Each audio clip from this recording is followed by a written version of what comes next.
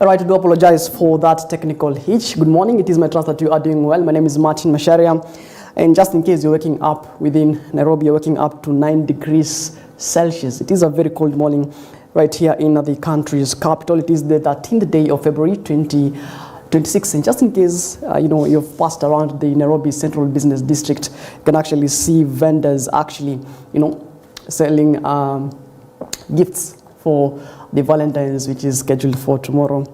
Go buy some, show love to your loved ones and family. All right, my name is Macharia. We'll be going to take a look on the daily today. We'll tell you what exactly the newspapers are saying, and as well as what's making headlines across 47 counties. So start engaging us on our socials at EBN TV Kenya, that is on Facebook, and as well as on YouTube. And you can as well send us your feedback through our SMS line, that is 23059. Now, the drift starts now. And President William Ruto says the united opposition has no moral authority, lecturing his administration about youth power or the youth empowerment intervention through the National Youth Opportunities Towards Advancement Program Nyota. Now, speaking earlier in Mandera yesterday and Wajir counties while disbursing more than 120 million shillings business capital to 5,000 youth drawn from the northern eastern counties, the head of state accused the united opposition leaders of being incompetent, leading to their unanimous exit from government through impeachment and alleged theft and of relief aid. Take a look.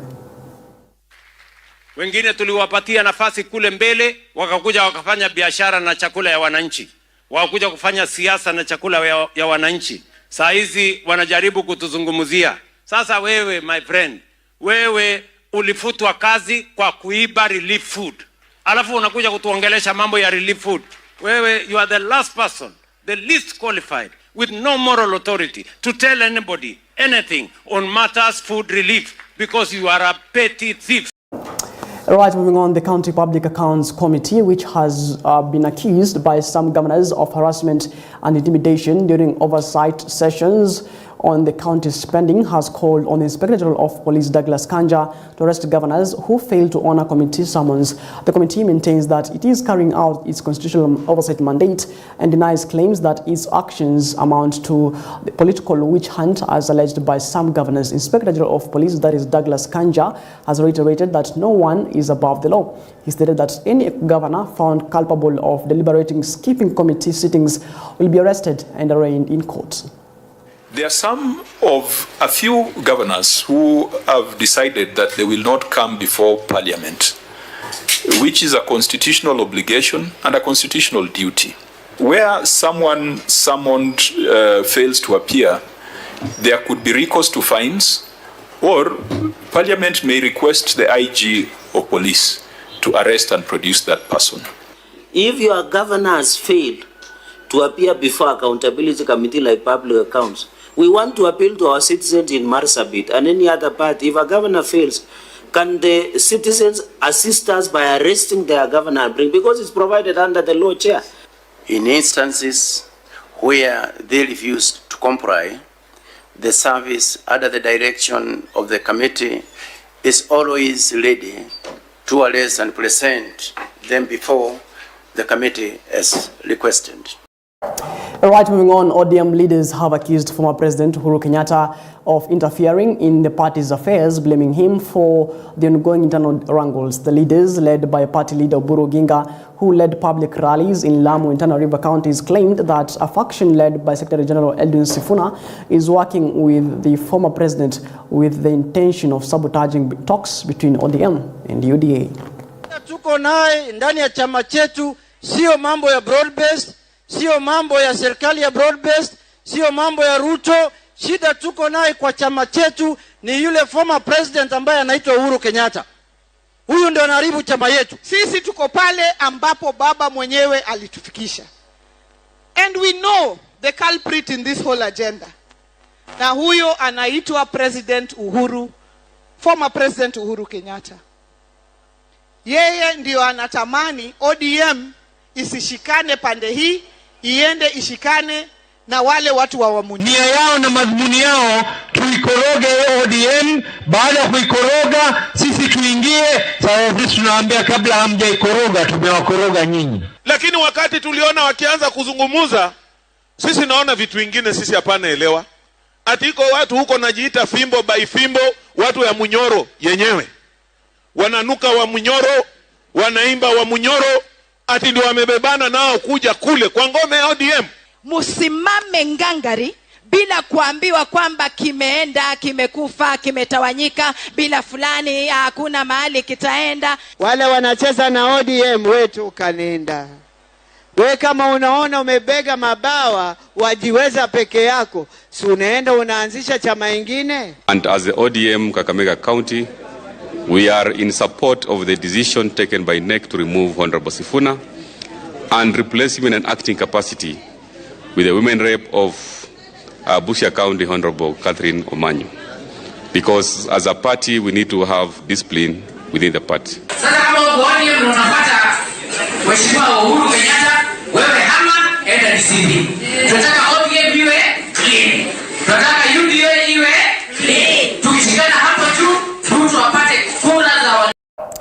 Now, the political parties dispute tribunal in Nairobi has stopped the ouster of Edwin Sifuna as ODM Secretary General pending the determination of a petition he has filed against the party's actions. In a ruling issued yesterday afternoon, the political party dispute tribunal ordered the immediate suspension of the gazettement of Sifuna's removal. Speaking in Nairobi, Sifuna, who was flamed by a section of leaders opposed to the broad-based government, blamed President William Ruto for allegedly taking over the party.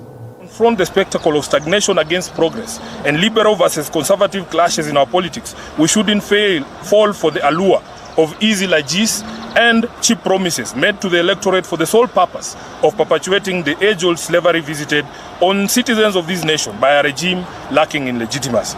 I remain a loyal member and the duly elected Secretary General of the ODM party. I remain committed to the struggle for a fair, just and democratic Kenya. Shall I repeat for purpose of record and for all those who can hear us from all corners of this great country? Don't be deluded or cheated.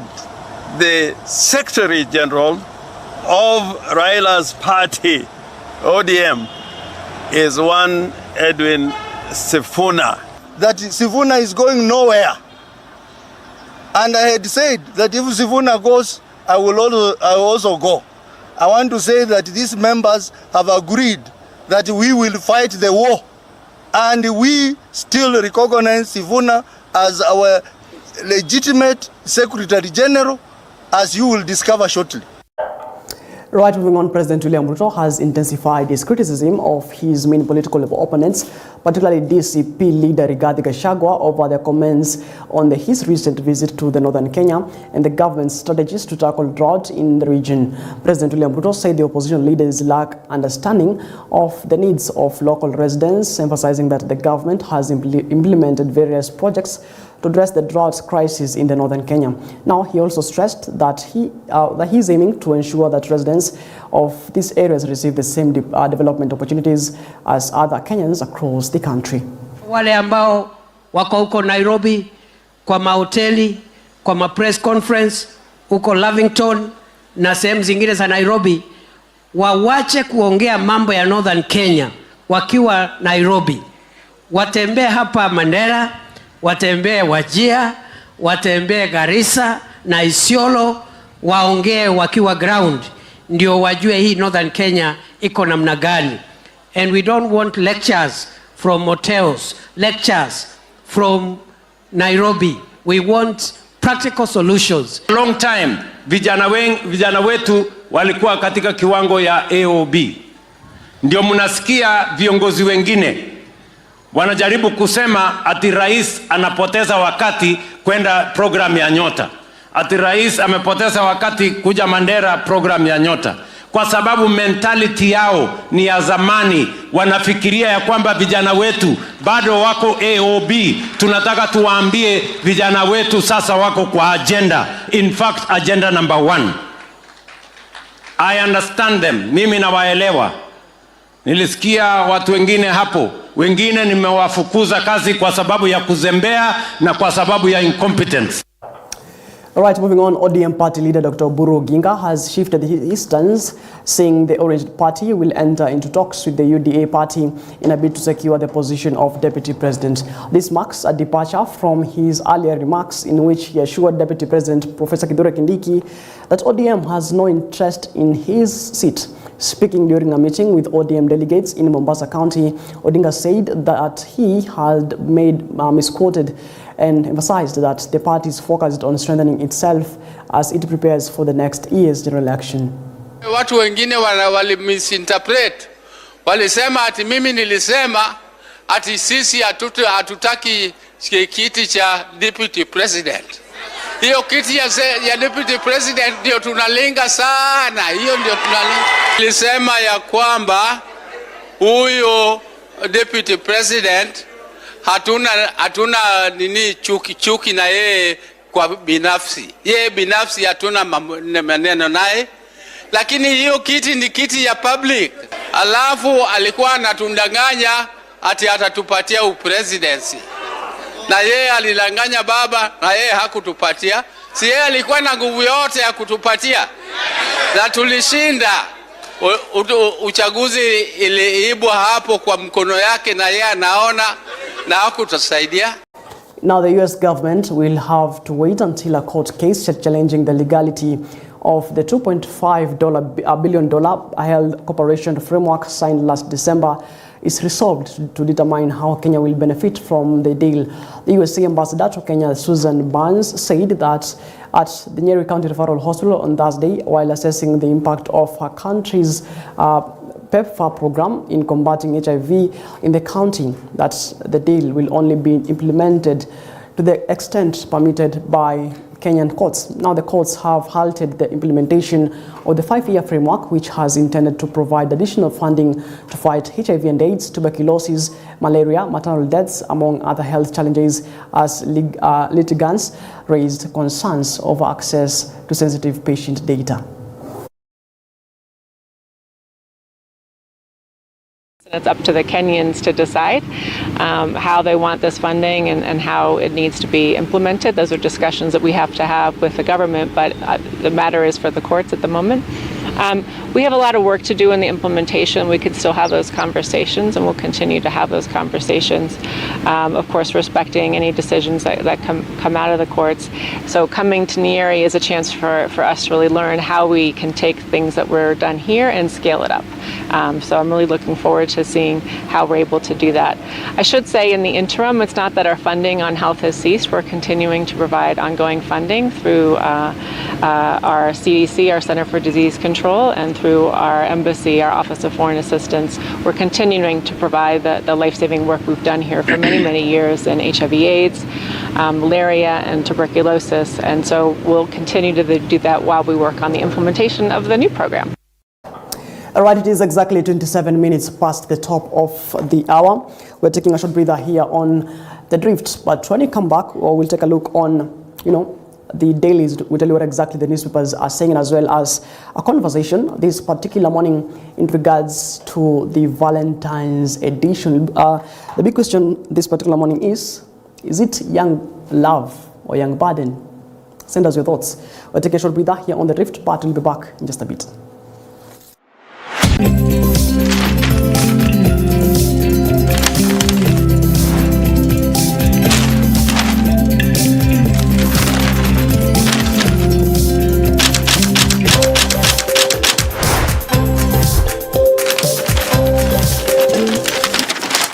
All right, welcome back to the program. Just in case you're joining us, you're watching The Drift. My name is Macharia. It is exactly 8 minutes past the top of the hour. Now let's take a look on what's making headlines, or rather what you're waking up to as far as our dailies are concerned. And I'm having the Daily Nation newspaper and the Standard newspaper this particular morning. Now let's take a look on the front page of the Daily Nation. And top story on the front page of the Daily Nation says, Tribunal blocks Sifuna's ouster, things falls apart. Now, 4 months after Raila Odinga's death, the Orange Democratic Movement he founded 2 decades ago, and which fielded him in 4 successive presidential polls, is on the verge of splintering, torn apart by a vicious power struggle. Ironically, the behemoth that rallied around his presidential bids is divided over its candidates in next year's elections, with a faction led by party leader Oburu Oginga backing President William Ruto's re-election, and the rebels, including Secretary General, that is Edwin Sifuna, resisting the plan. The attempt to oust Sifuna has triggered an all-out war. All right? Now, that's a story on page 4 and 5, which has actually been making headlines since Wednesday, where there was an NEC meeting in Mombasa, where Edwin Sifuna, that was the Secretary General of ODM for 8 years, was actually ousted and succeeded by his deputy, who she's there for an acting capacity until the party goes for an NDC that is later on in March. All right, and there are pictures there of the two factions. One faction led by Edwin Sifuna, Winnie Odinga, James Orengo, Babu Owino, and few other members. And on the other side is Alias Njoho, and as well as Oburu Oginga, Gladys Wanga, Junet Mohammed, among others. Now, Oburu Oginga actually says that this party is like a club, and you must obey the rules. Democracy doesn't mean chaos. Those are the words of Oburu Oginga, who's actually the party leader of ODM. And on the other side, the other faction actually says a line has been drawn in the sand. You are either on one side or the other side. Those are the words of Babu Owino, who's the member of parliament of Embakasi East. Now, ODM was founded from populist campaign against the proposed constitution in the 2005 constitutional referendum, during which the orange symbol represented the camp that successfully opposed the draft charter. Now, the party has contested in 2007, 2013, 2017, and 2022 general elections. That's a story exclusively on page 4 and 5. Now let's take a look on that particular story. And yesterday, actually, Edwin Sifuna broke his silence in regards to his ouster, where Sifuna's ouster has, as SG on Wednesday, has set off a tinderbox amid rising tensions with his supporters declaring an all-out war. All right. Now, the internal wrangles escalated into a full-blown crisis on Wednesday when Mr. Edwin Sifuna, the long-serving and outspoken Secretary General, was dismissed by a party's National Executive Council, that is NEC. However, the decision was overturned yesterday by political parties' disputes tribunal, pending a full hearing of a petition filed by Mr. Sifuna, who argued that he had been unfairly removed without being given an opportunity to defend himself as stipulated in the party's constitution. Ironically, the party has once rallied behind Raila's presidential bids, is now threatened largely by disagreements over cooperation with the Kenya Kwanza government and the selection of its presidential candidate for next year's elections. Now, our factions allied to party leader Oburu Oginga backs President William Ruto's re-elections, a plan expected to be formalized through a pre-election coalition agreement with the ruling United Democratic Alliance, that is UDA party. Now, the rebels as well, including Mr. Sifuna, opposed this agreement with President William Ruto, who attended the ODM's 20th anniversary celebrating actions, is eager to secure the party's support to recover lost ground, particularly in Mount Kenya, which overwhelmingly voted for him in 2022. All right, now that's what's up on matters politics here in the country. Now let's take a look on other stories making headlines on the first page, actually, of the second page, I beg your pardon, of the Daily Nation. And the particular story says how, quote-unquote, friends lured man from his home to gruesome death. All right, that's actually a crime story right there. And you can actually get that on page 2 of the Daily Nation, where Nyaga, who was using crutches, walked out of his home only to be found dead days later. All right. And a story that's, it's going to build the basis of our conversation this particular morning. There is a story right there saying going solo, why Kenyans singles are embracing self-love this Valentine's. And for decades, Valentine's Day has been synonymous with romance, red roses, candlelit dinners, and public displays of affection. But for many single Kenyans in their 20s and 30s, February 14 is no longer a reminder of what they lack. Increasingly, they are celebrating the day on their own, treating themselves to solo dates and indulgences. Now dress up, buying themselves gifts, booking restaurants, tables, or heading to the cinema alone. These singles are redefining Valentine's Day. Now Michelle Karemi says she decided to plan her own Valentine's outing after seeing someone share the experience online.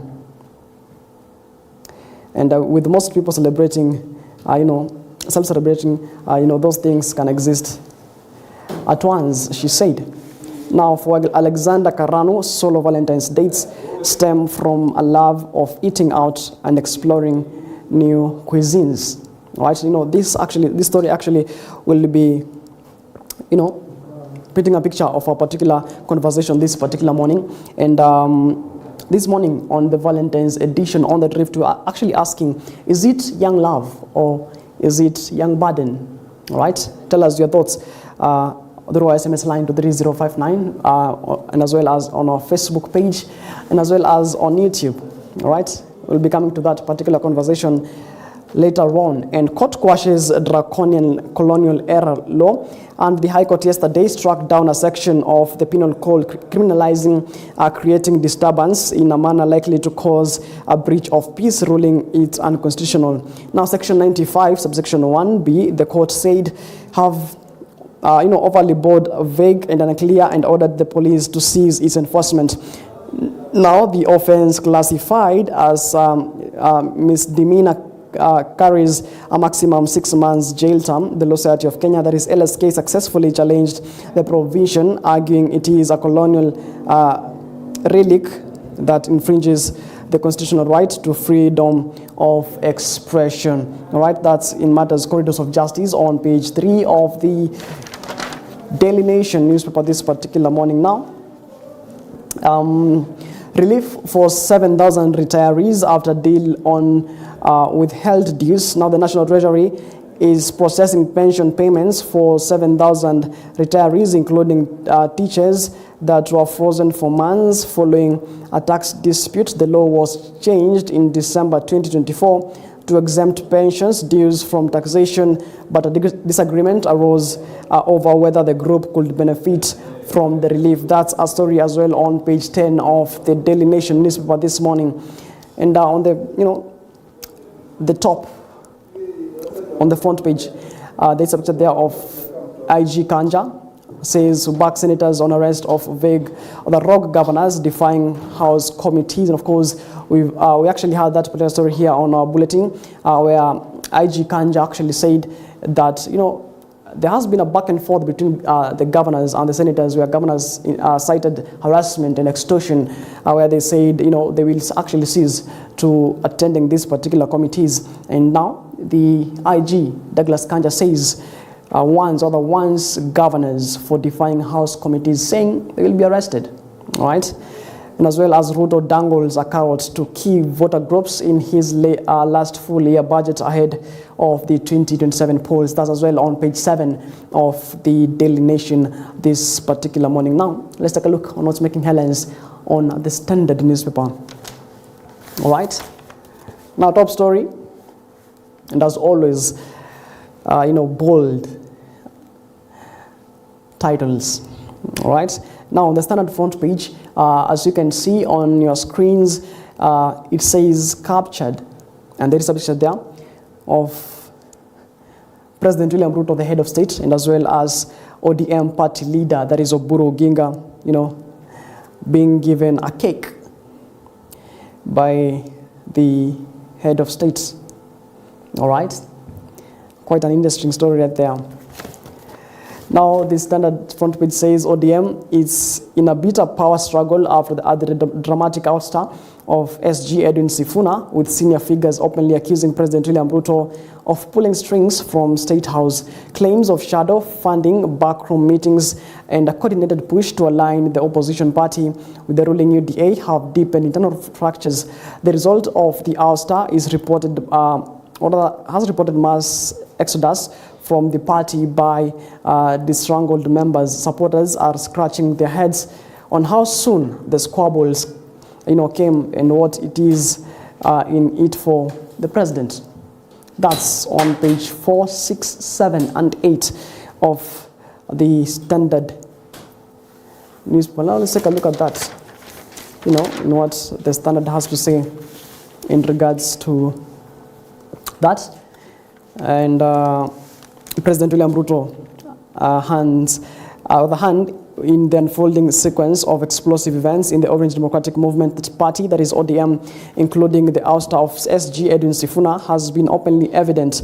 They include driving the ODM agenda, including planning and funding meetings without consultation with party organs and some leaders. Now, senior leaders have complained about him dishing out loads of money to fund party meetings and also as handouts to a faction that has declared support for his re-election. Now, the latest development is said to have happened on Monday night when party leader Oburu Oginga and chairperson Gladys Wanga met Ruto at State House to plan the National Executive Committee, that is NEC, meeting to kick out Sifuna. Now, Deputy Party Leader Geoffrey Otsotsi yesterday narrated how Oburu Wanga and Treasury Timothy Bosiri House in Nairobi to discuss the NEC meeting, which they agreed should have been moved to a later date. Now, apart from the NEC meeting, it was agreed that a meeting of all 3,000 coast delegates to be convened immediately after the NEC to endorse the resolution. These were to be followed by a series of rallies across the country to whip up public efforts. Now, each delegate was paid 5,000 Kenya shillings.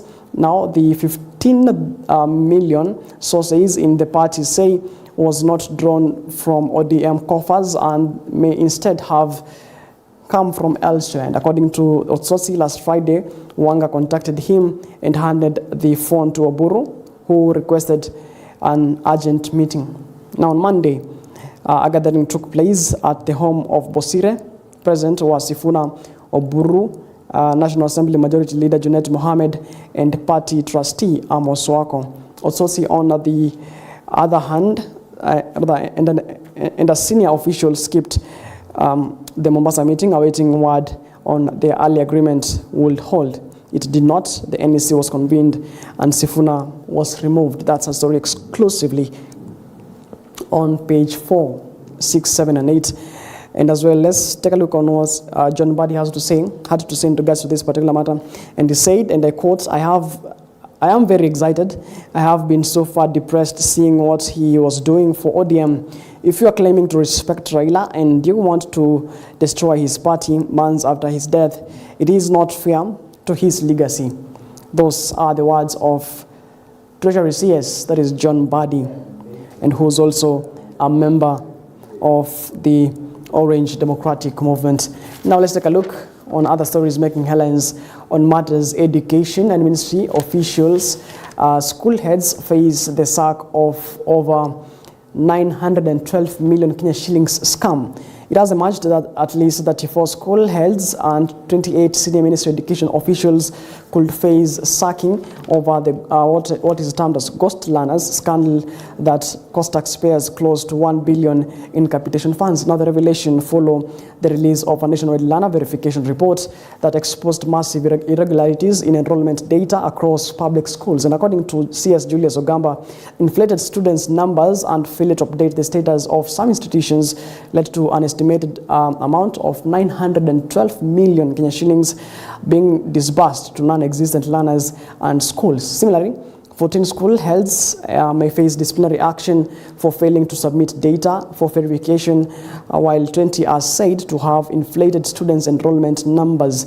Now, the school population before and after verification, in primary school level, there were 5.8 enrollment in NEMIS, 4.9 in verified enrollment, and that is a variance of negative 885,904, and as well as in junior school, 2.4 was in the enrollment NEMIS, and as well as 2.9 million verified enrollment, and as well as a positive of 543,250 in variance. Secondary schools, 3.3 in enrollment in NEMIS, as well as 3.2 in verified enrollment, and negative 87,730. Now, those facing disciplinary action include 34 heads of institutions and 28 Ministry of Education officials. And you can see, these numbers, one would ask the question, if, these are the numbers in schools who are facing disciplinary action of, the ghost schools and ghost learners, it isn't actually not the first incident that is actually happening.